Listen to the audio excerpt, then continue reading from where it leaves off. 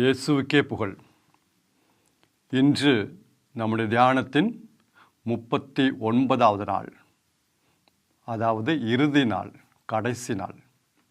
அன்பானவர்களே, இன்றைய நாட்களில் நாம் பவுலடிகளார் ரோமை நகரிலுள்ள இறை மக்களுக்கு எழுதிய அந்த அற்புதமான கடிதத்தை ஆழமாகவும் அழகாகவும் நாம் தியானித்தோம். இன்றைக்கு நாம் கடைசி நாளில் இருக்கிறோம். இந்த தியானத்தின் கடைசி நாள். சில நாட்களாக நான் பேசியதெல்லாம் கொஞ்சம் அப்படியே பார்த்தேன். சில வேளைகளில் நான் கொஞ்சம் ஃபாஸ்ட்டாக போனது எனக்கு தெரிஞ்சு, உண்மையிலேயே அது குறித்து நான் மனம் வருந்துகிறேன். சில நாட்களில் ஃபாஸ்டஸ்ட் கொஞ்சம் வேகமாக போயிருக்கேன். ஏன்னா இந்த தியானத்தை குறிப்பிட்ட நாட்களுக்குள் அல்லது குறிப்பிட்ட நேரத்திற்குள், ஒவ்வொரு நாளும் குறிப்பிட்ட நேரத்துக்குள் முடிக்க வேண்டும் என்பதற்காக கொஞ்சம் ஸ்பீடாக போனேன். உண்மையிலே மனம் வருந்துகிறேன். ஆனால் அதே நேரத்தில் கொஞ்சம் ஆறுதலாகவும் இருக்குது. ஏன்னா நம்ம திருப்பி போட்டு கேட்கக்கூடிய வசதி இப்பொழுது உண்டு. அதனால் கொஞ்சம் ஆறுதலாக இருக்கேன். அன்பானவர்களே, நாம் இப்பொழுது அந்த கடைசி அதிகாரத்திற்கு வருகிறோம். கடைசி பகுதியோட முக்கியமான கருத்து கிறிஸ்துவ வாழ்வு. அதில் கடைசி அதிகாரத்திற்கு நாம் வருகிறோம், கடைசி கட்டத்திற்கு நாம் வருகிறோம். நேற்று தினம் நாம் அனைவரும் ஒரு மனதோராய் இருக்க வேண்டும் என்பதை பற்றி நாம் தியானித்தோம். அதாவது நம்பிக்கையில் வலுவற்றவர்களை நாம் ஏற்றுக்கொள்ள வேண்டும், அவர்களுடைய குறைபாடுகளும் நாம் தாங்கி கொள்ள வேண்டும், நாம் அவர்களுக்கு உகந்ததை நாம் செய்ய வேண்டும். இப்படி நாம் தியானித்தோம். அப்படி நாம் இருந்தோம்னா நாம் அனைவரும் ஒரு மனதோராய் இருப்போம் என்று நாம் தியானித்தோம். முன்னாடிலாம் திருப்பலியில் ஒரு வருகை பாடல் ஒன்று பழைய காலத்தில் பாடுவாங்க, அன்பினில் பிறந்த இறைக்குலம் நாமே. அந்த பாட்டில் ஒரு வரி இப்படி தொடங்கும், அதாவது ஒரு மனத்தோராய் அப்படின்னு தொடங்கும். ஒரு மனத்தோராய் இந்த அர்த்தத்தில் தான். அன்றைக்கி நம்ம பாடும்போது நமக்கு தெரியல, நம்ம அப்படி நல்லா அழகாக பாடி போயிட்டோம். இப்போ ஒரு மனத்தோரைனா யாரெல்லாம் திருப்பலிக்கு வந்திருக்காங்களோ அவர்கள் அனைவரும் நான் ஏற்றுக்கொள்கிறேன், அவர்களுடைய குறைகளோடு நான் ஏற்றுக்கொள்கிறேன் என்ற ஒரு அர்த்தத்தோடு நாம் அந்த பாடலை நாம் பாடினோம். அது ஒரு மனத்தோராய். அன்பானவர்களே, இப்போது நாம் இந்த 16வது அதிகாரத்திற்கு நாம் வருவோம். இந்த 16வது அதிகாரம் நிறைய பேருடைய பெயர்கள் பவுலடிகளார் எடுத்து சொல்லி அவர்களை வாழ்த்துங்கள் என்று ரோமையில் உள்ள நகரில் உள்ள மக்களுக்கு அவர் ஆலோசனை கூறுகிறார். அவர்களை நீங்கள் வாழ்த்துங்கள். பவுலடிகளார் அங்கே போனது கிடையாது, இது வரைக்கும் ரோமை சென்றது கிடையாது அந்த கடிதம் எழுதுகிற வரைக்கும். ஆனால் இருந்தாலும் அங்குள்ள பல மக்களை அவர் அறிந்திருக்கிறார், எப்படியோ கேள்விப்பட்டிருக்கிறார். அப்போ அவர்களுடைய பெயர்களெலாம் எடுத்து சொல்லி அவர்களை வாழ்த்துங்கள் என்று அவர் சொல்லுகிறார். முதலாவதாக ஒரு பெண்ணோட பேரை அவர் சொல்லுகிறார், ஃபேபா. இந்த பெண் தான் இந்த கடிதத்தை பவுலடிகளார் பெற்றுக்கொண்டு ரோமை நகருள்ள கிறிஸ்துவ மக்களுக்கு போய் கொடுத்தது. ஒரு பெண் பாருங்கள், சாதாரண ஒரு பெண். பவுலடிகளார் இந்த கடிதத்தை கொரிந்து நகரத்தில் எழுதினார், கொரிந்து என்ற பட்டணத்தில் எழுதினார். இந்த பட்டணத்திலிருந்து இந்த கடிதத்தை அவள் பெற்றுக்கொண்டு அவள் ஏதோ தேவைக்காக ரோமை நகருக்கு சென்று கொண்டிருந்தாள். எனவே பவுலடிகளார் இந்த கடிதத்தை அந்த பெண்ணிடம் கொடுத்து அனுப்பினார். அந்த பெண் உண்மை உள்ளவராக இருந்து அந்த கடிதத்தை அங்கே கொண்டு போய் சேர்த்தாள். இன்றைக்கு பாருங்கள், 2000 ஆண்டுகளாக லட்சக்கணக்கான கோடிக்கணக்கான மக்கள் இந்த கடிதத்தை படித்து மனம் திரும்பியிருக்கிறார்கள், கிறிஸ்துவை ஏற்றுக்கொண்டிருக்கிறார்கள். நற்செய்தி அறிய இந்த பெண் ஒரு காரணமாக இருந்திருக்கிறார். அப்போ நான் ஒரு ஆள் தானே, சாதாரண ஒரு பெண்ணு தானே, என்னால் எப்படி நான் நற்செய்தி அறிவிக்க முடியும்? இங்கே பாருங்கள், எடுத்துக்காட்டு, அருமையான எடுத்துக்காட்டு, மிகவும் அருமையான எடுத்துக்காட்டு. ஒரு பெண், சாதாரண பெண், 2000 ஆண்டுகளாக நற்செய்தி அறிய அவள் ஒரு காரணமாக இருந்திருக்காள். கடவுள் அவளை பயன்படுத்தினாள். என்ன செய்தா? இங்கிருந்து கடிதத்தை கொண்டு போய் ரோமை நகரை போய் கொடுத்தான். அது பாருங்கள் எவ்வளோ பெரிய ஆசீர்வாதமாக நமக்கு அமைந்துள்ளது. அதனால் நான் ஒரு ஆள் தானே, என்னால் என்ன செய்ய முடியும், நான் ஒரு பெண்ணு தானே, என்னால் என்ன செய்ய முடியும் அப்படின்னு சொல்லாதீங்க. கடவுள் யாரை வேண்டுமானாலும் எப்படி வேண்டாலும் பயன்படுத்தலாம். அன்னை மரியாள் சாதாரண ஒரு பெண்ணாக தான் இருந்தாள். ஆனால் அன்னை மரியாள் தமக்கு கொடுக்கப்பட்ட அந்த பணியில் உண்மை உள்ளவளாக இருந்தாள். எனவே பாருங்கள், கடவுள் எவ்வளோ பெரிய வேலை, தன்னுடைய திட்டத்தை அன்னை மரியாள் வழியாக நிறைவேற்றினாள். ஒரு சாதாரண ஒரு பெண்ணு தான். அப்பா நசரேத் ஊரில் பிறந்து வளர்ந்த சாதாரண ஒரு பெண். நமக்கு மீட்பறை நமக்கு கிடைக்க அன்னை மரியாள் ஒரு காரணமாக இருந்திருக்கிறாள். எவ்வளோ பெரிய பாக்கியம் அந்த தாய்க்கு. அன்பார்ந்தவர்களே, அதனால் நீங்களும் நானும் சாதாரண ஒரு ஆள் எனக்கு என்ன செய்ய முடியும்னு சொல்லாதீங்க. விட்டு கொடுங்கள், உங்களை நீங்கள் ஒப்படைங்கள், கடவுள் நிச்சயமாக ஆசீர்வதிப்பார். என்னுடைய தனிப்பட்ட வாழ்க்கையில் எனக்கு பார்வை இல்லை, 2 கண்ணையும் பார்வை இல்லை. இருந்தாலும் அதை சொல்லி நான் வந்து ஒரு மூலையில் உட்காந்துருந்தால் கடவுளை பயன்படுத்த முடியுமா? முடியாது. என்னையே நான் விட்டு கொடுத்தேன், என்னையே நான் ஒப்படைத்தேன். எனக்கு இந்த வசனங்கள்லாம் வாசிக்க முடியாது. யாரோ ஒரு சிலர் எனக்கு வாசித்து கொடுத்தாங்க, அதை நான் கேட்டுட்டு மனசில் வச்சு தான் அதெல்லாம் பேசிகிட்டு இருக்கேன். கடவுள் என்னை பயன்படுத்துகிறார், ஏன்னா நான் விட்டு கொடுக்குறேன். கடவுள் யாரை வேண்டாமல் பயன்படுத்தலாம். கண் இருக்கோ, காது இருக்கோ, மூக்கு எல்லாம் அவர் பார்க்க மாட்டார். ஒரு ஆணோ பெண்ணோ குழந்தையோ ஒன்றும் பார்க்க மாட்டார்.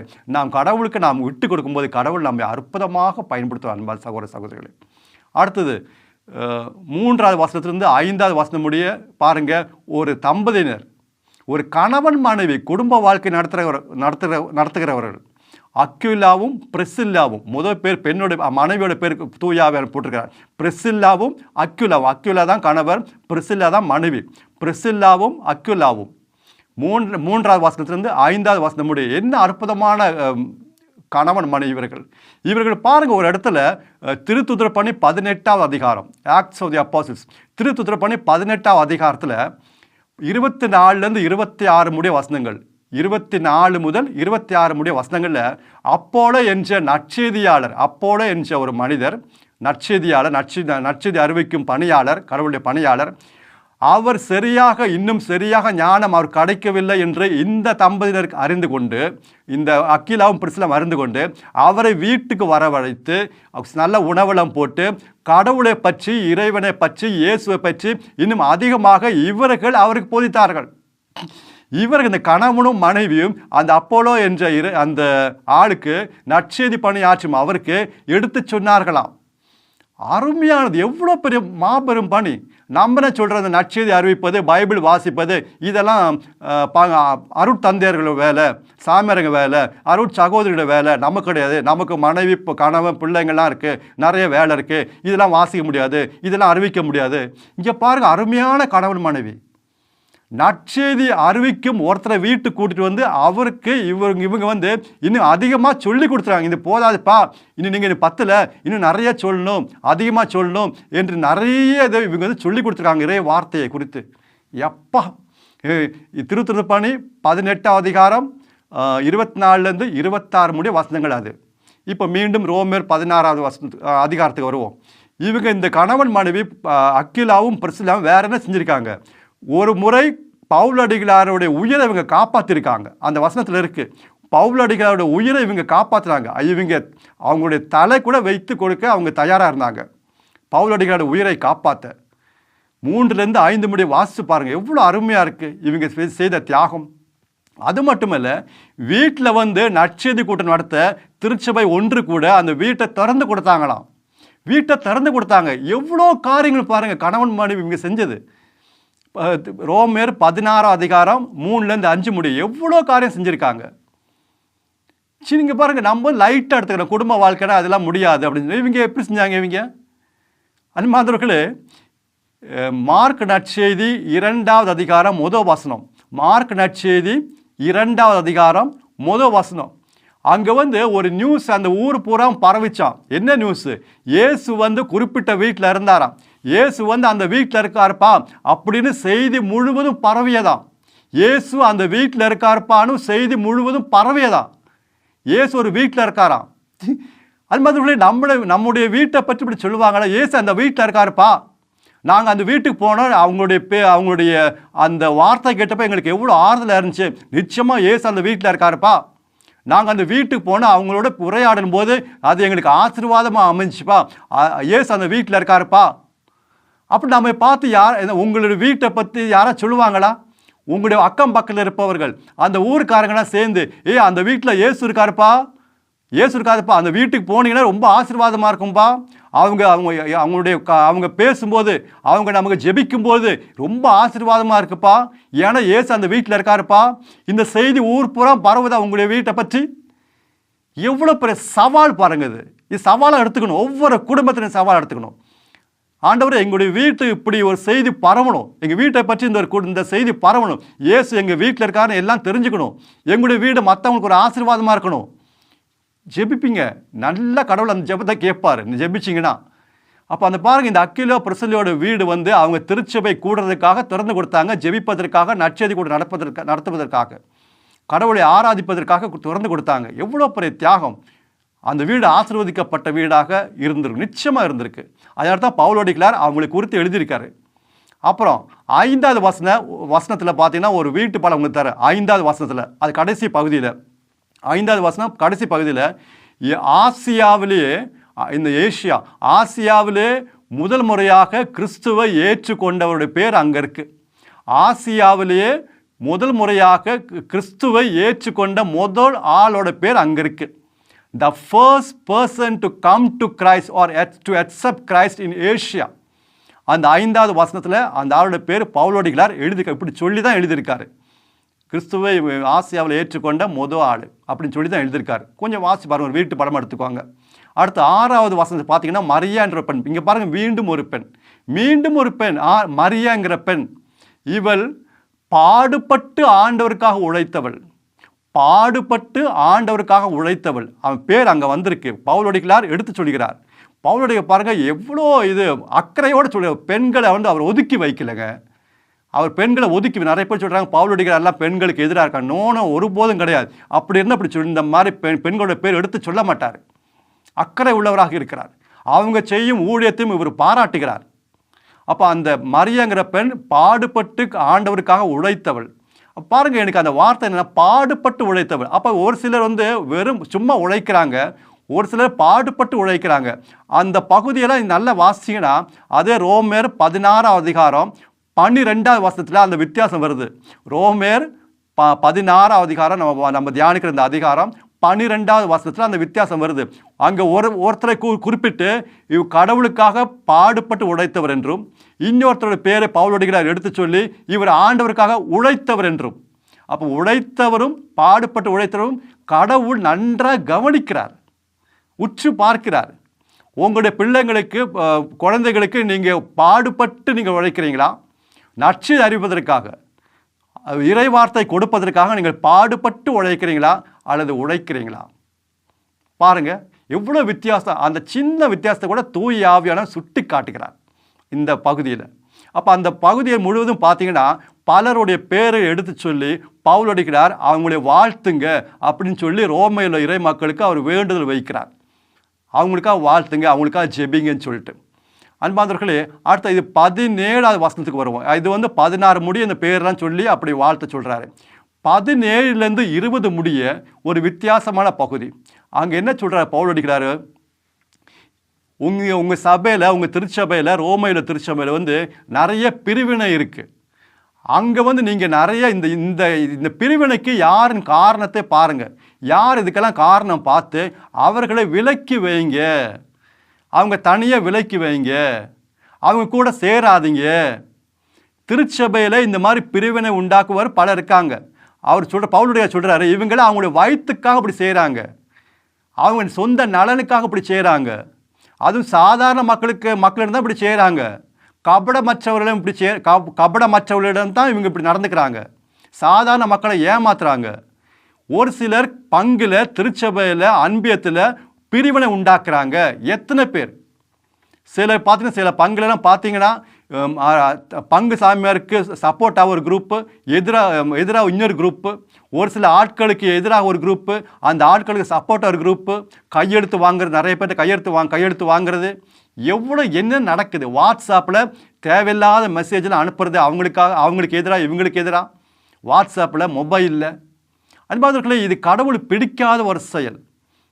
குறைபாடு இருக்கலாம், அதுதான் நேற்று நம்ம தியானத்தை, குறைபாடுகள் அவங்க நீங்கள் தாங்குங்க, அவங்களுக்காக ஜெபிங்க. அதுக்காக இப்படி தவறான வழியில் போகாதீங்க, பிரிவினை உண்டாக்காதீங்க. இது வந்து கிறிஸ்துவுக்கு பிடிக்காத ஒரு காரியம். அப்போ பவுலடிகளார் அங்கே சொல்கிற அந்த ரோமையில் இறை மக்களை சொல்கிறார், அங்கே பிரிவினை உண்டாக்குனவரை கண்டுபிடித்து அவர்களை தனியாக ஒதுக்கி வைங்க, அவர்களை விட்டு விலகுங்க அப்படின்னு சொல்கிறாரு. அப்புறம் என்ன சொல்கிறாரு 20வது வசனத்தில், அமைதி அருளும் கடவுள் சாத்தானை உங்கள் கால் கீழில் நசுக்கி போடுவார். அந்த வார்த்தை நல்லா கவனிக்கணும். இப்போ அவங்களுக்கு தேவை அமைதி அருளும் கடவுள் சாத்தானை உங்கள் கால் கீழே, அதாவது ரோமை நகருள்ள இறை மக்களை பார்த்து சொல்கிறார், உங்கள் கால் கீழே.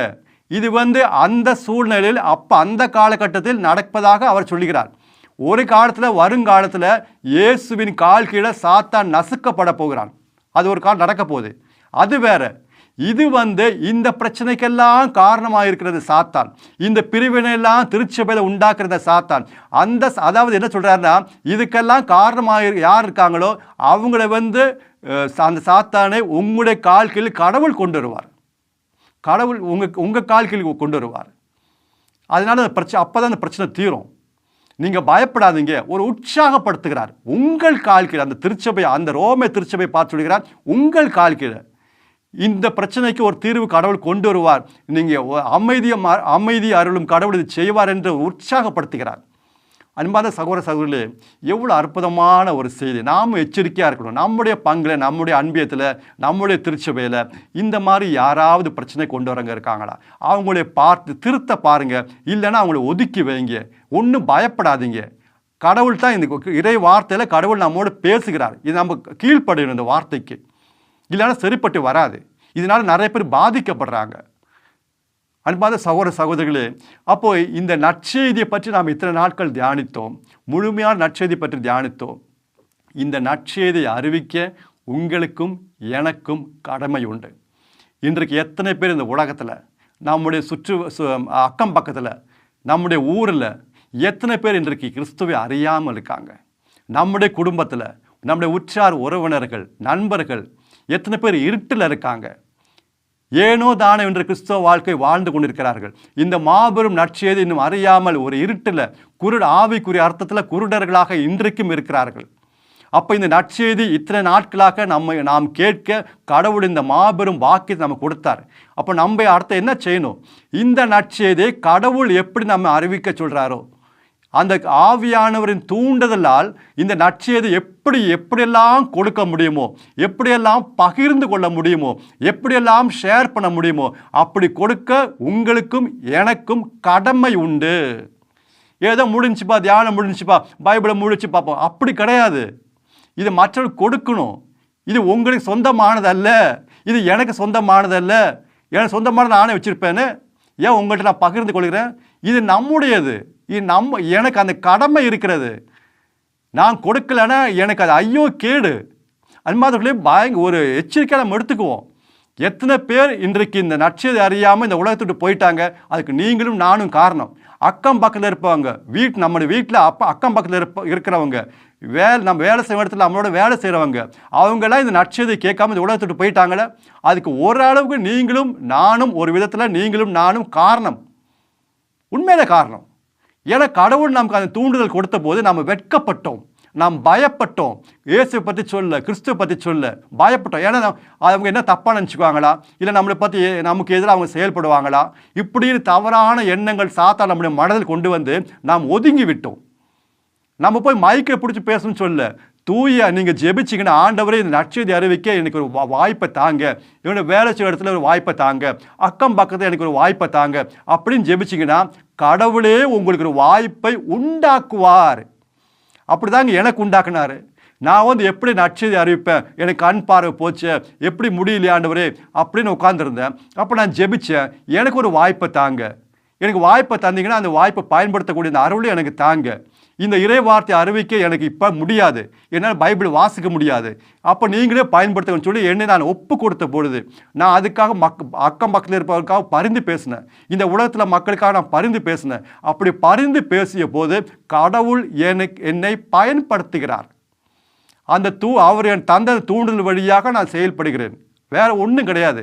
அப்போ நீங்களும் இப்படி ஜெபிச்சிங்கன்னா நிச்சயமாக கடவுள் உங்களுக்கு இந்த வாய்ப்பை தருவார். அது மாதிரி இதை விட மகிழ்ச்சியான ஏதாவது இருக்கிறதா? எல்லாம் வல்ல கடவுளுடைய வார்த்தையை அறிவிக்கக்கூடிய, ஷேர் பண்ணக்கூடிய, பகிர்ந்து கொள்ளக்கூடிய ஒரு வாய்ப்பு உங்களுக்கு எனக்கு தரும்பொழுது இதை விட பெரிய வேலை இருக்கிறதா? இன்னைக்கு வேலைக்காக நிறைய பேர் திண்டாடுறாங்க, அலைகிறாங்க. இதை விட பெரிய வேலை இருக்கா? இது தாங்க உச்சக்கட்டம், இதுதாங்க மேன்மையானது, உயர்ந்தது. மற்ற வேலைக்கு போகக்கூடாதுன்னு சொல்ல, போங்க, இன்னைக்கு காசு நமக்கு தேவை தான், போங்க. ஆனால் இதை விட, இந்த நற்செய்தி அறிவிக்கும் பணியை விட, இந்த ஊழியத்தை விட மேலானது எதுவுமே இந்த உலகத்தில் கிடையாதுங்க, கடவே கிடையாது. அதனால தான் பவுல் அடிக்கிறார், எவ்வளவு துன்பப்பட்டாலும் இந்த நற்செய்தி அறிவித்தார். 2 கொரிந்தியர் 11வது அதிகாரம் 23லேருந்து 28 முடிய வாசிச்சு பாருங்க. 2 கொரிந்தியர் 11வது அதிகாரம் 23லேருந்து 28 முடிய எவ்வளவு துன்பங்கள் பவுலடிகளார் தன்னுடைய வாழ்க்கை சந்தித்தார். எவ்வளவு, அதில் 5% கூட நம்ம சந்திச்சது கிடையாது. எவ்வளவு துன்பங்கள். அவர் ஆசீர்வதிக்கப்பட்டார். ஏன் நற்செய்தி அறிவிக்கும் என்ற ஒரு ஆர்வம், ஒரு பேராவல் அவருக்கு இருந்தது. அன்பது நாம் ஜெபிப்போம். அடுத்து பார்த்தீங்கன்னா 21வது வசனம், ரோமர் 16 அதிகாரம் 21லேருந்து 24 முடிய பவுலடிகளார் இந்த நற்செய்தி அறிவிக்கும் பணியில் இந்த எழுதுறதுல யாரெல்லாம் உதவி செஞ்சாங்களோ அவங்க பேர்லாம் எடுத்து சொல்கிறாரு. யாரெல்லாம் இது பவுலடிகளார் சொந்தமாக கையால் எழுதலை, வேறு யாரும் எழுதி கொடுத்துருக்காங்க. இன்னும் மற்ற விதத்தில் பவுலடிகளாருக்கு உதவி செஞ்சுருக்காங்க. அவங்க பேர்லாம் அந்த 21லேருந்து 24வது வசனம் முடிய சொல்லி அவங்களையும் வாழ்த்த சொல்கிறாங்க. அவங்களுக்காக ஜெபிக்க சொல்கிறார் பவுலடிகளார். நமக்கு இந்த நற்செய்தி அறிவிக்க, இந்த தியானத்துக்காக எத்தனையோ பேர் உதவி செஞ்சுருக்காங்க. எனக்கு நற்செய்தி வாசிக்க, பைபிள் வாசிக்க உதவி செஞ்சுருக்காங்க. இதை ரெக்கார்டு பண்ண நிறைய பேர் உதவி செஞ்சுருக்காங்க. மாத தொலைக்காட்சி ஊழியர்கள் எத்தனை உதவி செஞ்சுருக்காங்க. அவங்களெல்லாம் கொண்டு வந்து நம்ம ஜெபிப்போமா? இது ஒரு ஜெபத்தோடு முடிப்போமா? ரொம்ப நல்லா இருக்குங்க. அப்படி ஜெபத்தோடு முடிக்கும்போது அது ஒரு ஆசீர்வாதமாக அமையும். ஜெபிப்போமாக. அனைவரும் கண்களை முடிந்தால் கண்களை மூடியவாறு இந்த ஜெபத்தில் நாம் பங்கெடுத்தால் மிகவும் நன்றாக இருக்கும். மிகவும் நன்றாக இருக்கும். எங்களை ஒவ்வொரு நாளும் பாதுகாத்து வழிநடத்தி வரும் அன்பு தந்தை இறைவா, இதோ இங்கு அந்த நற்செய்தியை கேட்கவும், இந்த நற்செய்தியை இந்த இறை வார்த்தையை நாங்கள் கேட்கவும் தியானிக்கவும் இந்த மாபெரும் பாக்கியத்தை கொடுத்தமைக்காக, எங்கள் மீது இரக்கம் காட்டியமைக்காக, நாங்கள் எங்கேயோ இருந்தோம், எப்படியெல்லாம் இருந்தோம், ஆனால் எங்களுக்கு இந்த இறை வார்த்தையை கேட்க எங்களுக்கு மாபெரும் பாக்கியத்தை கொடுத்தமைக்காக, எங்கள் மீது இப்படி இரக்கம் காட்டியமைக்காக அன்பிறைவா உமக்கு கோடி கோடி கோடி நன்றி ஆண்டவரே. நன்றி நன்றி நன்றி. எவ்வளவு நன்றி சொன்னாலும் போதாது. அவ்வளவு இரக்கம் காட்டினீர், அவ்வளவா அருள் எங்கள் மீது பொழிந்தீர், அவ்வளவா எங்கள் மீது அன்பு செய்தீர், எங்களை நேசித்தீர். அன்பிறைவா நன்றி நன்றி. எனக்கும் இந்த நற்செய்தியை அறிவிக்க பகிர்ந்து கொள்ள இந்த மாபெரும் பாக்கியம் இந்த தகுதியற்ற எனக்கு கொடுத்தமைக்காகவும் உமக்கு நான் நன்றி கூறுகிறேன் ஆண்டவரே. இந்த நற்செய்தி அறிவிக்க உதவி செய்த அனைவரையும் இறை வார்த்தை எனக்கு வாசிக்கவும் சொல்லித்தரவும் எனக்கு உதவி செய்த சகோதர சகோதரிகளுக்காகவும் அவருடைய குடும்பங்களுக்காகவும் நாங்கள் ஜெபிக்கிறோம் ஆண்டவரே. அவர்களை ஆசீர்வதியும். இந்த தொலைக்காட்சி மாதா டிவி தொலைக்காட்சியில் ஊழியம் செய்யும் ஒவ்வொரு சகோதர சகோதரிகளையும் அவருடைய குடும்பங்களை ஆசீர்வதியும். அதில் பணியாற்றும் ஒவ்வொரு அருட்தந்தையர்களையும் நிறைவாக ஆசீர்வதித்தரலும், அவருடைய பணி ஆசீர்வதித்தரலும். இந்த தியானத்தை ரெக்கார்டு செய்ய உதவி செய்த அனைவரையும் ஆசீர்வதித்தரலும். ஒவ்வொரு நாளும் பாதுகாத்து வரும் அன்பு தந்தையரைவா, இதோ இந்த தியானத்தில் பங்கெடுத்த ஒவ்வொரு சகோதர சகோதரிகளையும் ஆசீர்வதியும். அவர்களுடைய உள்ளத்திலும் இல்லத்திலும் அமைதியையும் மகிழ்ச்சியையும் சமாதானத்தையும் சந்தோஷத்தையும் பொழிந்தரலும் ஆண்டவரே. நிறைவாக பொழிந்தரலும். அவர்கள் இன்னும் இந்த இறை வார்த்தையை தியானிக்கவும், இதன் வழியாக அவர்கள் இன்னும் மேன்மேலும் வெளிப்பாடு உம்மிடம் பெற்றுக்கொள்ளவும் அன்பிறைவா அவர்களுக்கு இன்னும் அதிகமாக அந்த அருளை, அந்த ஒரு இரக்கத்தை அவங்களுக்கு காட்டும் ஆண்டவரே. அன்பிறைவா நன்றி நன்றி நன்றி ஆண்டவரே. இந்த மன்றாட்டுகள் எல்லாம் எங்கள் ஆண்டவராகிய இயேசு கிறிஸ்து வழியாக உம்மை மன்றாடுகிறோம். ஆமென். இப்பொழுது நாம் இறை ஆசிரியக்காக ஜெபிப்போம். ஆண்டவர் உங்களோடு இருப்பாராக, உம்மோடு இருப்பாராக. எல்லாம் வல்ல இறைவன் தந்தை மகன் தூய ஆவி உங்களையும் உங்கள் குடும்பங்களையும் நிறைவாக ஆசீர்வதிப்பாராக. ஆமென். God bless you.